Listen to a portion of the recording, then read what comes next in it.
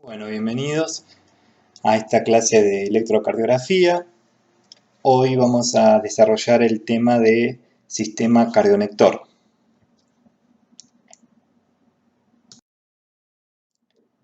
En esta clase vamos a abordar en primera instancia algunos conceptos previos que nos van a permitir comprender mejor el tema. Vamos luego a hablar de la anatomía del sistema cardionector para seguir con la fisiología de este sistema y cómo es el proceso de la activación cardíaca, para continuar luego con los diagramas de Lewis y terminar finalmente con un caso clínico para poder ejemplificar y que quede más claro el tema.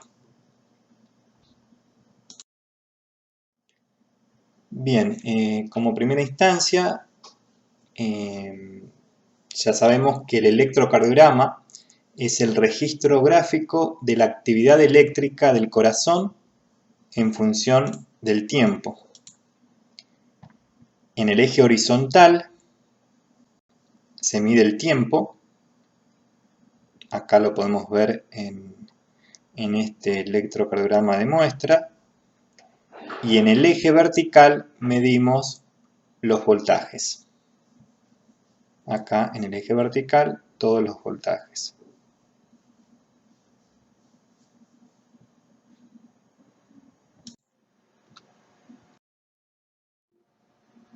Como también sabemos, la actividad eléctrica del corazón se va a graficar en forma de ondas, de segmentos y de intervalos. Y tenemos que familiarizarnos con cada uno de estos elementos del electrocardiograma. Vamos a comenzar describiendo a cada uno de ellos. Comenzamos con la onda P. Acá, la onda P, que representa la despolarización auricular. Luego tenemos el complejo QRS, que es un conjunto de ondas en realidad, llamado así, complejo QRS, y que representa la despolarización ventricular. Le sigue la onda T, que representa la repolarización ventricular, y en algunos casos, no siempre se ve, una pequeña onda U, que también está relacionada con procesos de la repolarización ventricular. Bien, eso con respecto a las ondas. Con respecto a los segmentos, tenemos el segmento PR, que va desde el final de la onda P hasta el comienzo del complejo QRS, es este, y el segmento ST, que va desde el final del complejo QRS hasta el principio de la onda T, y es este. Con respecto a los intervalos, tenemos el intervalo PR, que va desde el principio de la onda P hasta el principio del complejo QRS, y va a incluir a una onda, que es la onda P, y a un segmento, que es el segmento PR. Todo esto es el intervalo PR.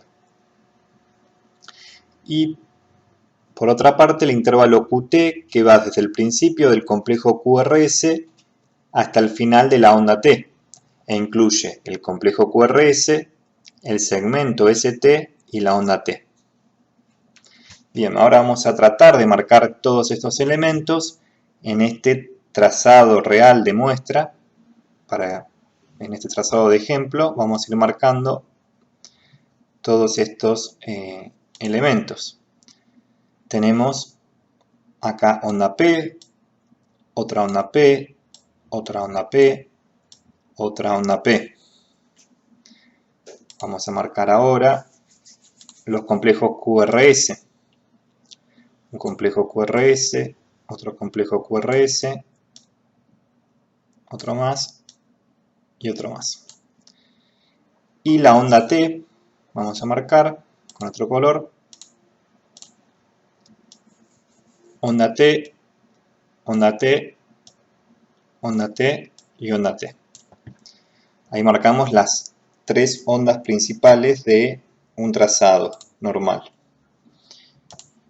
Bien, ahora vamos a tratar de marcar los segmentos, tenemos el segmento PR, desde el final de la onda P hasta el principio del QRS. Hay uno, acá hay otro, acá hay otro, y acá hay otro. Y el segmento ST, desde el final del complejo QRS hasta el principio de la onda T. Vamos a ir marcando también todos los segmentos ST. Bien. Y por último, nos quedan marcar los intervalos.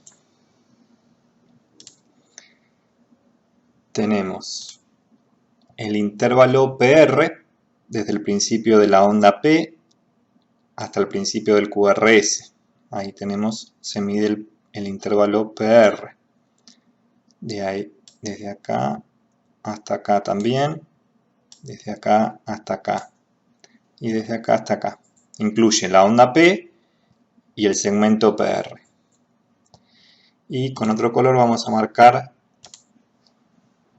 el intervalo QT, que va desde el principio del QRS hasta el final de la onda T. Tenemos ahí uno, otro intervalo QT y otro intervalo QT. Y el último acá marcado. Bien, y ahí fuimos marcando todos los elementos de un electrocardiograma normal. Bien, ahora ya entrando en el tema de la clase, que es el sistema cardionector, vamos a empezar con la anatomía y, antes que nada, definiendo qué es el sistema cardionector. Bueno, el sistema cardionector es el tejido miocárdico especializado en la generación y conducción de la actividad eléctrica del corazón. Son aquellas células miocárdicas que van a generar el impulso eléctrico y lo van a conducir por las diferentes estructuras cardíacas. Como sabemos, a modo de resumen, el corazón está conformado por tres elementos principales, que son el pericardio, el miocardio y el endocardio, siendo el miocardio la capa más abundante, es el músculo cardíaco, y el cual, este miocardio, está conformado en su gran mayoría por miocardiocitos contráctiles, que permiten la contracción ya sea de las aurículas y de los ventrículos. Y también hay una pequeña proporción de miocardiocitos especializados que conforman el sistema cardionector.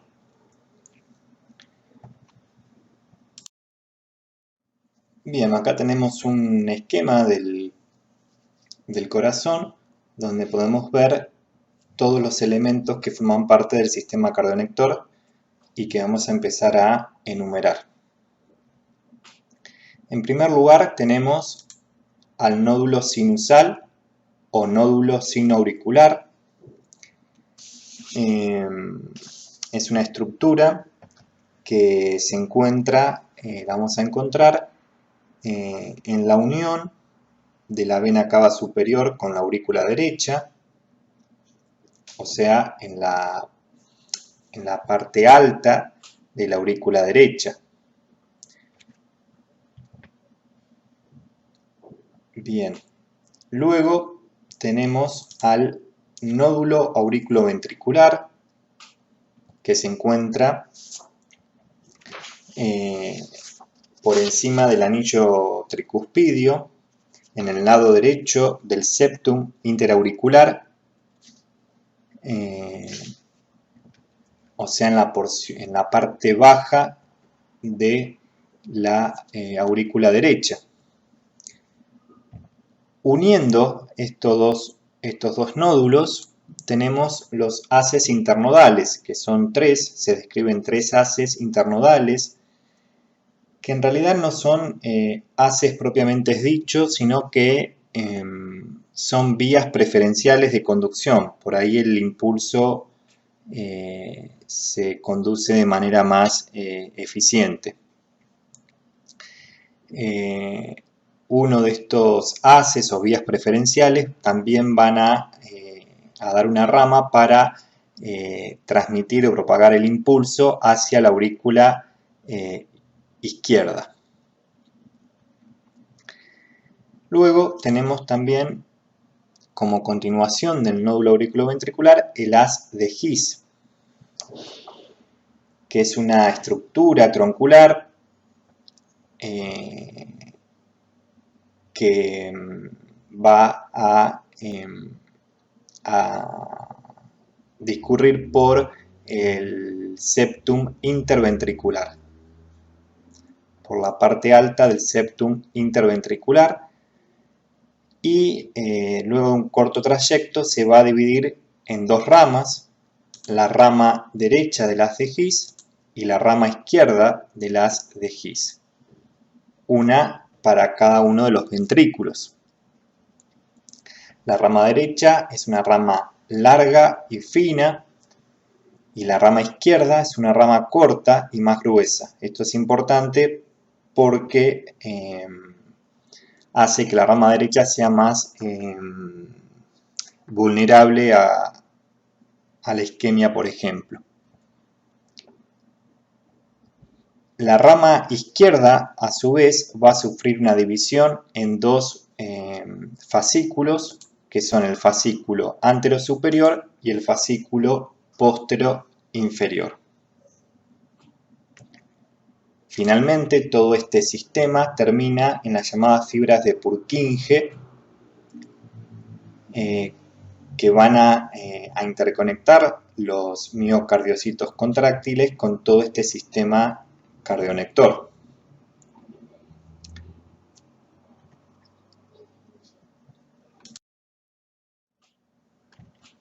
Bien.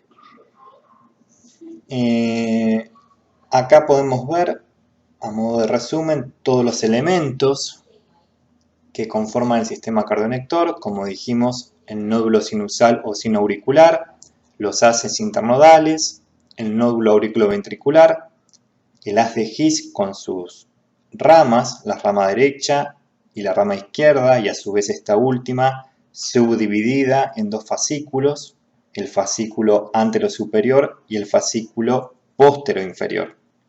Y finalmente las fibras de Purkinje. Es importante considerar acá en este momento la irrigación, o sea, de dónde proviene la nutrición de estas estructuras. Bien, como sabemos, va a provenir de las arterias coronarias, que son las encargadas de dar irrigación a todo el miocardio. A modo de repaso, tenemos dos arterias coronarias, la coronaria derecha y la coronaria izquierda. Y esta última se va a dividir en dos ramas principales, que son la descendente anterior y la arteria circunfleja. Entonces podemos decir que la irrigación miocárdica está dada principalmente por tres troncos: la coronaria derecha, la descendente anterior y la circunfleja. No consideramos la coronaria izquierda porque es un pequeño tronco que enseguida se va a subdividir en descendente anterior y circunfleja. Bien, luego de este repaso de la irrigación miocárdica, podemos decir que el nódulo sinusal, en un 60% de los casos, está irrigado por la coronaria derecha.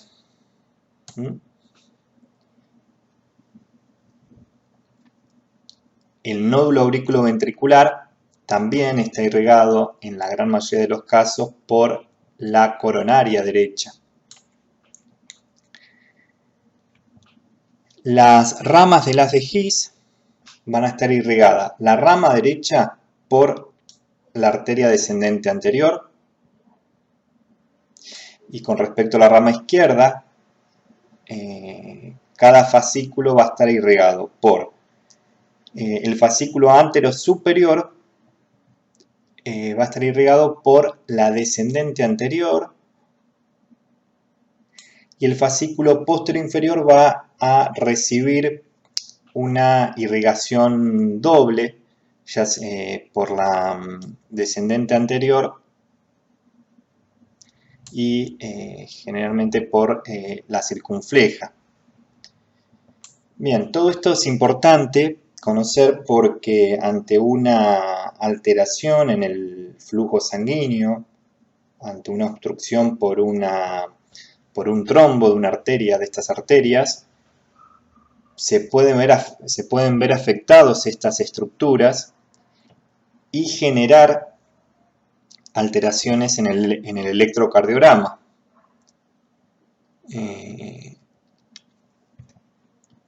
Si tenemos afectada la coronaria derecha, podemos ver que podemos tener alteraciones a nivel del nódulo sinusal o del nódulo auriculoventricular. Y si tenemos comprometida la descendente anterior, podemos tener, por ejemplo, una afectación del fascículo anterosuperior de la rama izquierda del haz de His.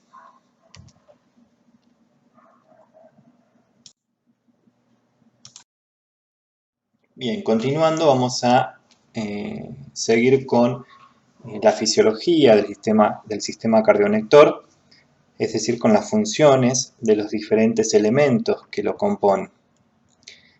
Vamos a comenzar con el nódulo sinusal. El nódulo sinusal se dice que es el marcapasos cardíaco. ¿Por qué? Porque es el encargado de generar el impulso eléctrico que se va a propagar por todo el corazón. En el nódulo sinusal se genera el impulso eléctrico que luego va a despolarizar todas las estructuras cardíacas.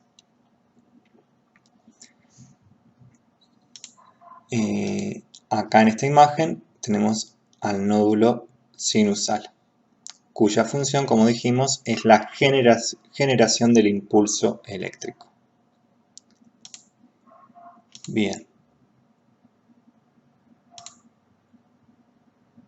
Por otra parte, los haces internodales son los encargados de conducir el impulso que se generó en el nódulo sinusal hacia el nódulo auriculoventricular y también hacia la aurícula izquierda.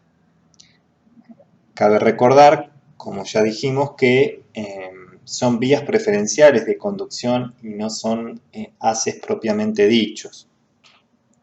Pero bueno, la función es esa, conducir el impulso hacia la aurícula izquierda por un lado y hacia el nódulo auriculoventricular. Seguimos con el nódulo auriculoventricular, el nódulo AB, acá está, en la parte baja de la aurícula derecha, y tiene una importante función de retardo fisiológico del impulso. En esta estructura, el impulso que se generó a nivel del nódulo sinusal sufre un retraso. Y esto es importante para permitir la contracción secuencial de las aurículas y luego de los ventrículos. Vamos a continuar ahora con el haz de His y todas sus divisiones, sus dos ramas y los fascículos, que también tienen la función de conducir el impulso eléctrico por los dos ventrículos. Y por último, las fibras de Purkinje, que son la parte terminal del sistema cardionector, y que tienen la función de conducir el impulso eléctrico generado anteriormente a nivel del nódulo sinusal hacia los miocitos contráctiles. Entonces, a modo de resumen, podemos decir que el impulso eléctrico que se genera a nivel del nódulo sinusal, este impulso se va a conducir por el tejido auricular a través de los haces internodales hacia el nódulo auriculoventricular. Uno de estos haces también va a permitir la conducción del estímulo hacia la aurícula izquierda. En el nódulo auriculoventricular el impulso sufre un retraso fisiológico y para luego continuar por el haz de His y todas sus ramas, la rama derecha y la rama izquierda con sus fascículos, llegando finalmente a las fibras de Purkinje que van a conducir el impulso eléctrico hacia cada uno de los miocitos contráctiles del corazón, de los ventrículos y permitir la contracción de estas cámaras. Bueno, acá esta flecha indica el orden en que se activan cada una de estas estructuras. Y es importante remarcar el papel del nódulo sinusal como marcapasos cardíaco. Es el encargado de generar el impulso eléctrico y es el que va a determinar la frecuencia cardíaca. Bien.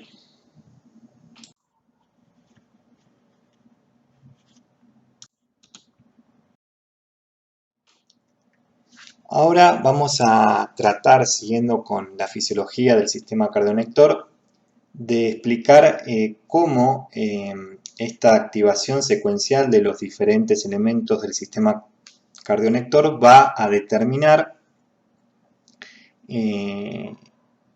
las diferentes ondas y segmentos e intervalos que vemos en un trazado electrocardiográfico.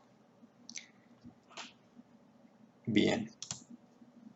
Cuando se activa y se despolariza el nódulo sinusal, o sea, donde se genera el impulso eléctrico del corazón, ese proceso no tiene representación gráfica en el electrocardiograma. La despolarización del nódulo sinusal no se representa como una onda. Lo podemos ubicar delante de la onda P, o sea, en la línea isoeléctrica que antecede a la onda P, pero no inscribe ningún tipo de onda en el electro, la despolarización del nódulo sinoauricular.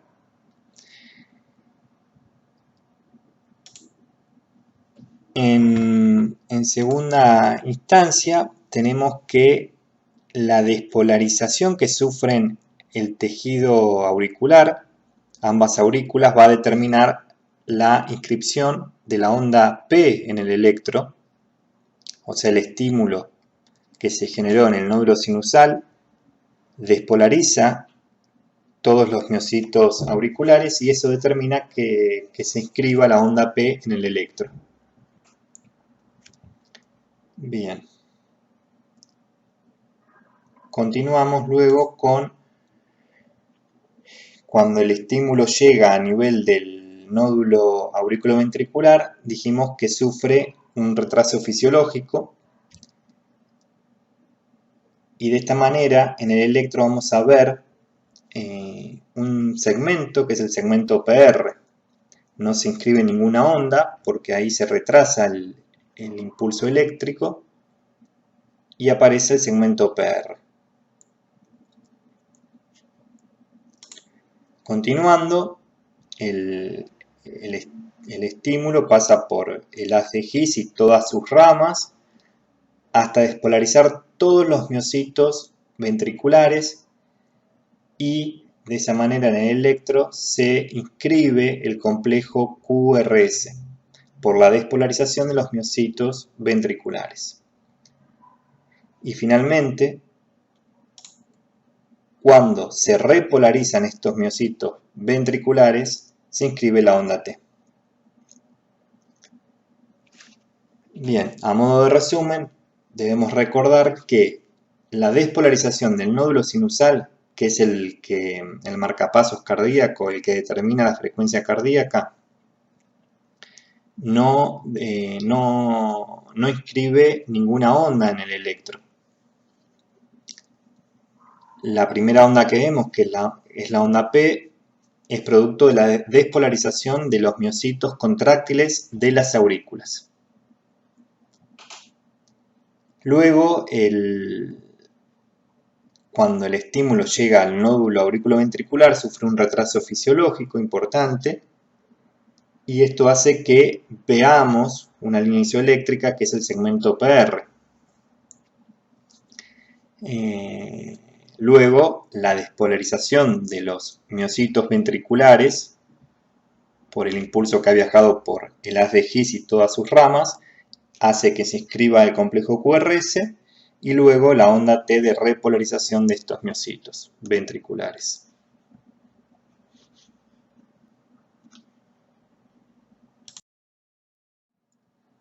Bien, vamos a continuar ahora con los diagramas de Lewis.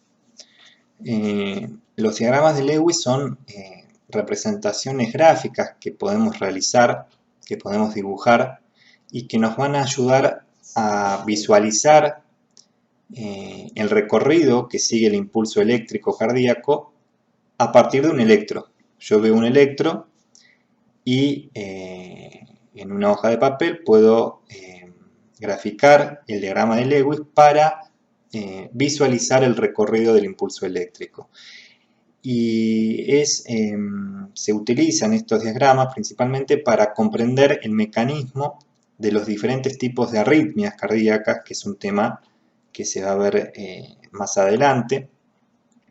Nos permite comprender mejor el mecanismo de todas las arritmias cardíacas.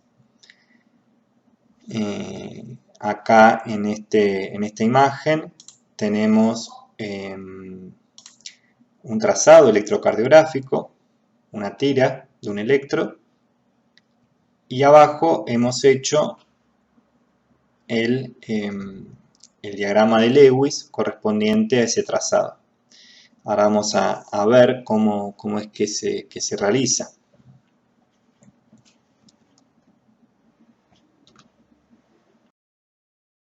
Bien, para realizar un diagrama de Lewis tenemos que partir, como dijimos, desde un electro, y vamos en una hoja vamos a graficar 4 líneas que van a delimitar 3 franjas que van a representar la primera al tejido auricular, a las aurículas, la segunda franja al nódulo auriculoventricular y la tercera franja al tejido ventricular, a los ventrículos. Entonces, 4 líneas que delimitan 3 franjas. La primera representa las aurículas, la segunda franja al nódulo auriculoventricular y la tercera a los ventrículos. Bien. Luego vamos a marcar el inicio de la onda P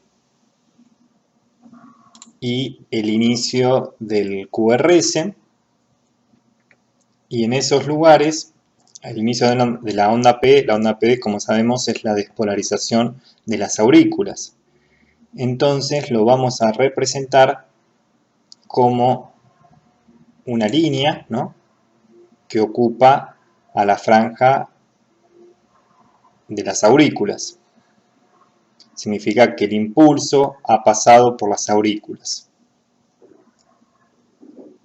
Luego dijimos que el impulso sufría un retardo fisiológico a nivel del nódulo auriculoventricular, y eso lo vamos a graficar como una línea oblicua que determina esto, el retraso fisiológico del impulso.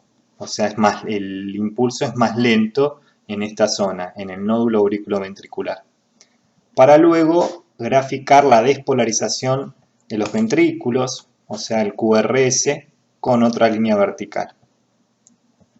Y así nos quedaría conformado un diagrama de Lewis de un ciclo cardíaco normal. Y en este caso lo podemos ir haciendo para cada uno de los ciclos cardíacos que tenemos en este ejemplo.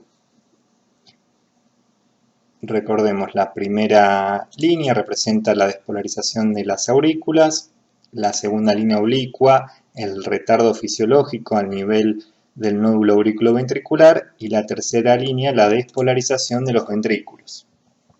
Y acá el último ciclo.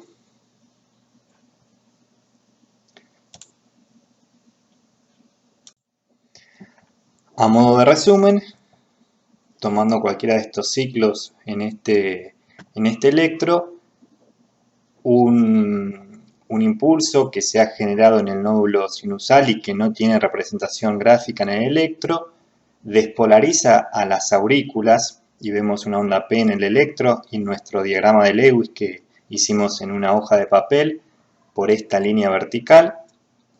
Ese impulso luego pasó al nódulo auriculoventricular y sufre un retraso fisiológico que en nuestro diagrama de Lewis lo vamos a representar por una línea oblicua, porque el impulso es más lento, y que en el electro lo vemos representado por el segmento PR. Y luego con la despolarización de los ventrículos, con el impulso que ha viajado por el haz de His y sus ramas, que en el electro esa despolarización ventricular está representada por los complejos QRS. En nuestro diagrama de Lewis hacemos otra línea vertical que es esta en la franja de los ventrículos.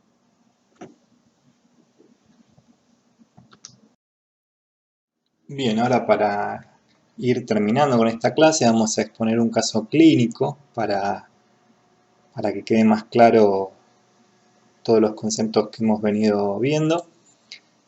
Tenemos un electro, un trazado, que puede corresponder a un paciente que en algún momento ha tenido alguna alteración en sus arterias coronarias, pudo haber tenido un infarto, o sea, una obstrucción en alguna arteria coronaria, y eso haya determinado que ciertas regiones de su corazón, de su miocardio, no funcionen de forma correcta.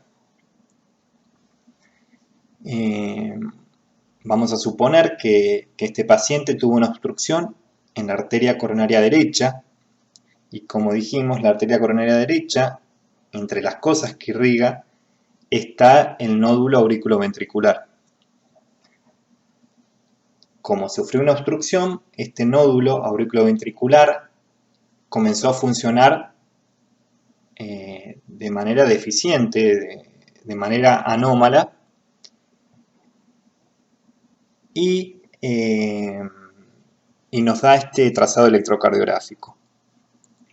Vamos a tratar de analizarlo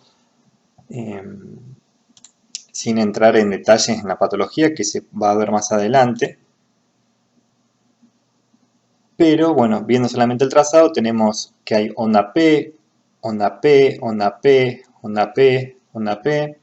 Tenemos complejo QRS, complejo QRS, complejo QRS. Tenemos onda T y onda T. Vemos que hay ondas P que están seguidas por un complejo QRS y otras ondas P que no están seguidas por un complejo QRS. Tenemos una línea isoeléctrica.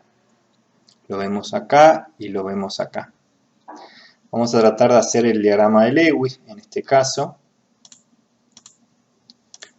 Las cuatro líneas que delimitan tres franjas. La franja auricular, la del nódulo auriculoventricular y la de los ventrículos. Colocamos una línea para saber dónde comienza la onda P, el complejo QRS. trazamos la línea correspondiente a la despolarización de las aurículas, al retardo fisiológico en el nódulo auriculoventricular y la despolarización de los ventrículos. Ahí tenemos el diagrama de Lewis del primer ciclo que vemos en el trazado.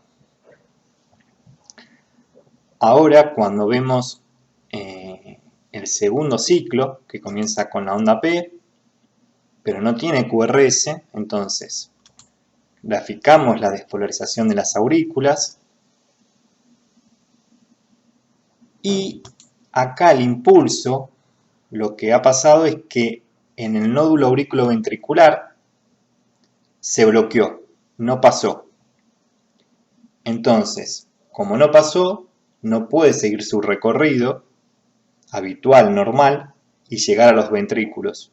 Entonces los ventrículos no se despolarizan y no van a mostrar en el electro el complejo QRS. Tenemos un bloqueo a nivel del nódulo auriculoventricular. ¿Por qué? En este caso dijimos que este paciente tuvo una obstrucción a nivel de su arteria coronaria derecha, la que le lleva sangre al nódulo auriculoventricular y este comenzó a funcionar mal. Y en determinados momentos se deja de funcionar por un corto periodo y no conduce. Entonces el estímulo no pasa hacia los ventrículos. Y en el diagrama de Lewis lo hacemos de esa manera. A nivel del nódulo auriculoventricular queda bloqueado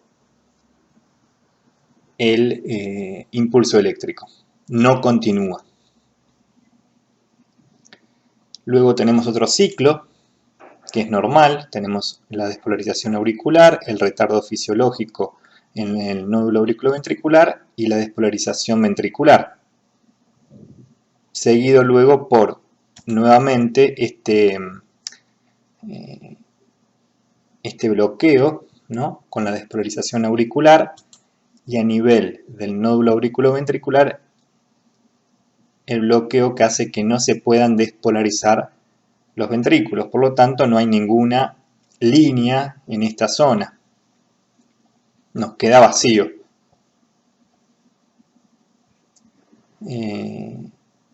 Y el último ciclo, que es normal. Entonces, en este trazado, como veníamos diciendo, tenemos dos ciclos que no han podido despolarizar los ventrículos y el impulso se ha bloqueado. En este y en este. Y los graficamos de esa manera en el diagrama de Lewis. Como vemos ahí. Bueno, esto era un ejemplo de para qué lo vamos a utilizar más adelante. Esta forma de graficar en los diagramas de Lewis, que va a ser más que nada para comprender mejor todos los tipos de arritmia. En este caso en concreto, no tiene importancia ahora, pero el paciente tenía un bloqueo auriculoventricular de segundo grado y específicamente un bloqueo que se llama 2-1. Eso ahora no tiene importancia, pero nos sirvió para ejemplificar el uso de los diagramas de Lewis. Y bueno, hasta acá hemos llegado con esta clase. Espero que les haya sido útil.